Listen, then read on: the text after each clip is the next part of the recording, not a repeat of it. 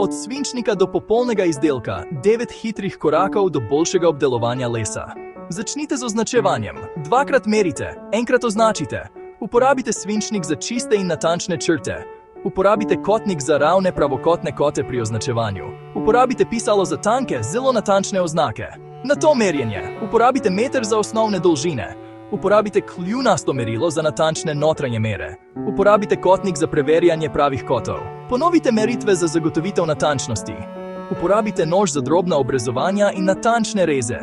Dleta so odlična za odstranjevanje materiala in oblikovanje detajlov.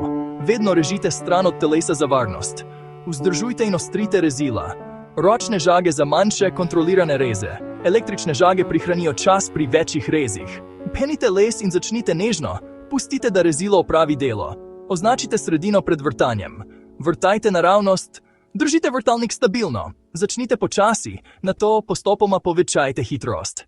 Piljenje oblikuje grobe robove na površini lesa. Razšplanje odstranjuje več materijala in izravnava profile. Potisnite ob potezi in dvignite nazaj za gladkost. Skobljanje izboljša profile.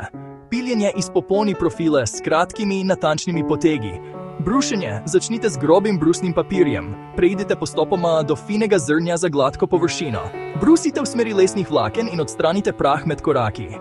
Očistite površino pred nanosom premaza. Nanesite tanke, enakomerne sloje barve ali laka. Pustite, da se vsak sloj popolnoma posuši. Ponovite nanos za zaščito in estetsko lepoto in vedno dajte prednost varnosti.